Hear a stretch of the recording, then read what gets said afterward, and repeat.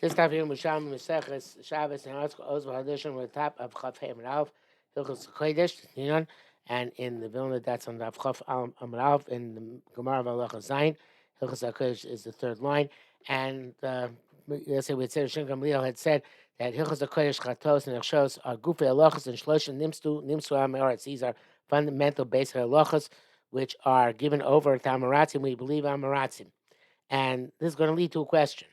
He's going to Mashbiach Shulchan Gemara, which is, if we believe Amei Aretz on this, why by women do we have to inquire and make sure they did it properly? Okay, so the Gemara says, what are these things? Hilchos HaKodesh Nitinim, Amrei Fashi B'Soch Rabbi Kodesh Neman. If Am Aretz says that Truma, which he's only believed on usually B'Shas Hagitos and Badim, it says, only believed to say Truma Torah, during limit time when the wine is being pressed and the oil is being pressed. Rest is not believed on Truma. So, but on Kodesh is believed the entire year. So, because I didn't want people to go off and huff and a puff and say you don't believe in my Kodesh, I'm going to go build my own back and do my own avodah. So, therefore, even Am Aretz is believed entire year for Achlus of Am Yisrael than on anything he says Kodesh. So, if Am Aretz says that this Truma, he was mafresh kodesh in it, meaning that part of the he mixed in wine which is designated for kodesh. The article interpret said he mixed in wine which was he intends to designate for kodesh in with truma wine, so it's believed that the truma wine is also tar. The same thing with olive oil. So that's he says kodesh. If he says I put aside in this wine part of it, and it's not necessarily in the same jug, it seems to be made, but in the batch, the part of it is for kodesh. So therefore, he's believed on the whole batch. If for the wine and the oil, kodesh nemon chato. So therefore, I think the most simple scenario is he says all this wine I designated part of it truma and part of it kodesh, separated it. They can mix together, but since he made part migo, the part of it was he made for kodesh, and he's believed on. He's believed also in the rest of it, which is he made for truma. Okay, the chatos, that's paraduma. The part is chatos. Now, chatos, everybody's believed on chatos. Korban says either again because in order that people shouldn't go make their own paradumas, or because it's special kind of say it's a custom like because it says haisal dasminei sol mishmeres. All of Am Yisrael believe on mishmeres chatos and echsheros hina al kulan ham oretz nemoyel martarim. Amoritz believe he's not once something is mukshal kabatuma. It's already become moist and kabatuma is Amoritz not believed to say he kept it tahar. But to say it wasn't mukshal kabatuma, Amoritz is believed to say that it wasn't mukshal kabatuma. So if that's the case, why do we believe the women? So Zumar lo tzurchada el halikos aner. Lo tzurchada the law halikos aner. And we don't ask. Of course, we believe. They tell them they started that's it's musar, it's mu'urab, whatever what they're supposed to do. But we remind them to do it. It's not a question of trust; it's a question of reminder. Okay, now the Gemara says Isartim Rabtem Hadliku. So the way Kikar Odin learns the question, it's a question: why do you say Isartim Rabtem, which is Rabbanans, before Hadliku, which is a potential Doraisa of Mavin on Shabbos? You should remind her about lighting counts first. Lighting counts first, especially because Isartim Rabtem, you can Meiser the Mayan, and do Erev on Ben Hashmashas after the Hadlokas Aneros. So you're machmir, it says there a lot, but it obviously means on her. You're machmir on her kala. You say make sure to tell her to do even the lighter ones before bein hashmashos, before shkia. Afu machmir alatzmo chamura, so they'll know to be machmir by themselves to with the chamer one hadlakas aner as well.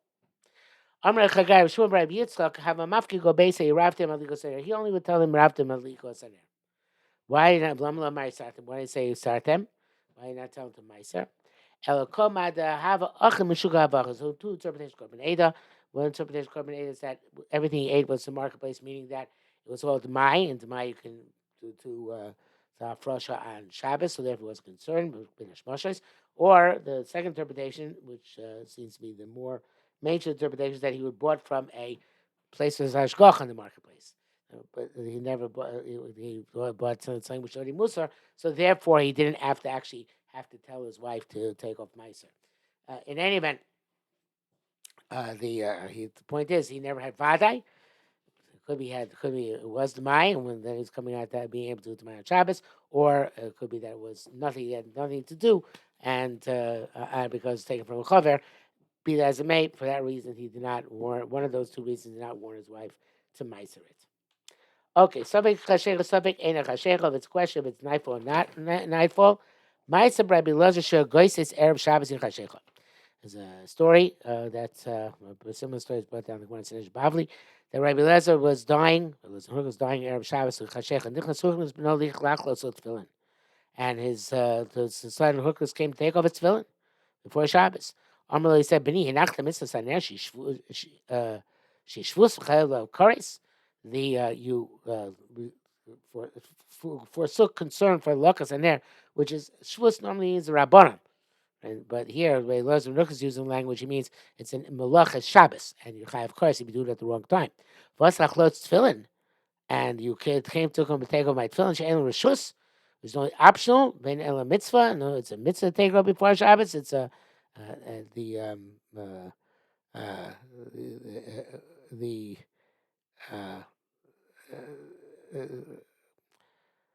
the way the Korban learns it. It's a mitzvah. It's a mitzvah to leave them on. You are Makai mitzvah even if you have them on Shabbos. In other words, despite the fact that Chacham said not to wear them on Shabbos, there is a mitzvah which you fulfill. Nevertheless, if you have them on Shabbos, of course, not nighttime, but there's a suffix evidently. So Yatzalo via Tzoek. So Rukas went out, was crying, well, because my father's gone out of his mind. It's kind of crazy because he's not concerned with taking off his tefillin for Shabbos. He always was concerned with taking off tefillin for Shabbos.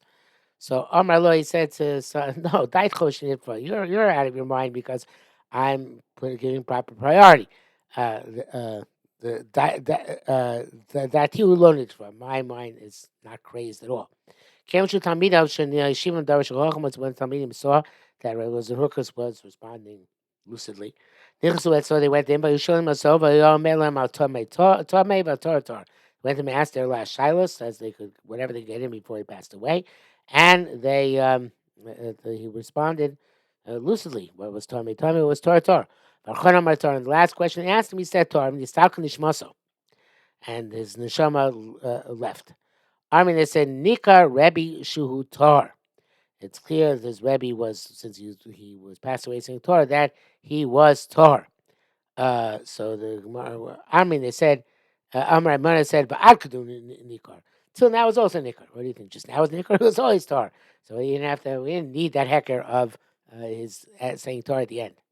Nichas Rabbi Shua b'chol says tefillin to tefillah. So Rabbi Shua came in and removed the tefillin from Elazar ben Horkanus. But with Gavakov and Menashko, and he evidently was still before nightfall. I guess they took up the tefillin. It was muktzah. Maybe it's a special heter to move tefillin from a mace. Interesting question. Don't think I thought about this before. One of the articles talks about. He doesn't mention the issue whether it's an issue to take off the tefillin of a mace on Shabbos. He does mention that could be that the chiddush is that even though it was indeed till now they shouldn't come close to him, but now they could come close to him. And then he mentions the issue whether you kiss a Talmid Chacham after he dies, you don't kiss a Talmid Chacham after he dies. But anyway, he says Megafon Menashko, he was embracing him and kissing him, and crying. But Amar Rebbe, Hutar Neder, the Neder of the Nidui has been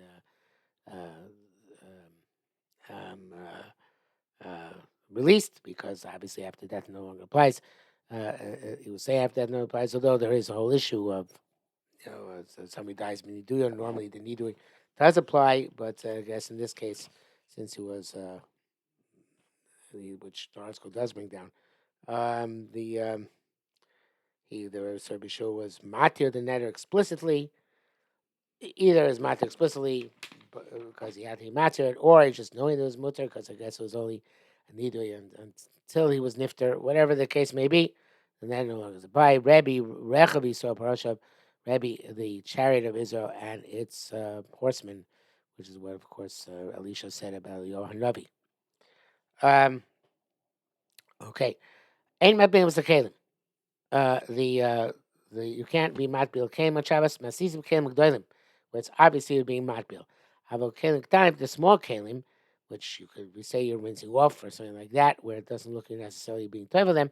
My Malay Matbilim, you can pretend that you're just rinsing them and be matbil them or use them to draw water from a well, and that's mimela. They're labeled. Tana Rabbi Yosha, and Rabbi Yosha said, in fact, it said mamali wadam bekli tome minabar. A person can use a kli tome to bring up water from the bar. Marlo matbil, and that way it's a way of a ruse in order to table it. Tiny Nofel Dali to Chabor, if somebody's bucket fell into the bar, Nofel Kil to Chabor, his clothing fell into the bar. Mayim Aleim Matbilam, obviously it's a kind of ruse which you can use and toivel them. Train Amoroin. So the two Amoraim who discussed this. Chanamar became Shibu Avhatuma. They talk about the Kalim which became Tame with Abatuma. And the other man, the Amar said, Chonamar became Shin Vladuma, only because she came to him with Vladatuma. Masiv man, the Mar, everybody changed gears here. The man that said, Vladatuma, asked, Lim man the Mar, Avatuma, which around here. What do you mean?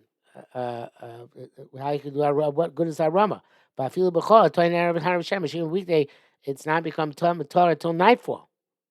And here, it's not going to be Torah until after Shabbos. So why would this? Why would you do this ruse when you're only going to be able to use the keli after Shabbos? It's achana to Motzei Shabbos. There's a scenario. You're not using for something which actually requires tara. You're machmir yourself to do your chulin b'tara. So people are machmir themselves to do chulin b'tara. Didn't do it. Didn't require harav shemesh. They did it already after, even though for truma or other kachim, which has to be done b'tara, you have to wait till after nightfall. That could be achana for Motzei Shabbos, but they were doing it for the purpose of chulin b'tara, which they did not require harav shemesh. Rabbi Yirmiyah, Rabbi Zeh, B'Shem B'Chir, Isha, Ba'ashi, Isha B'Kachas.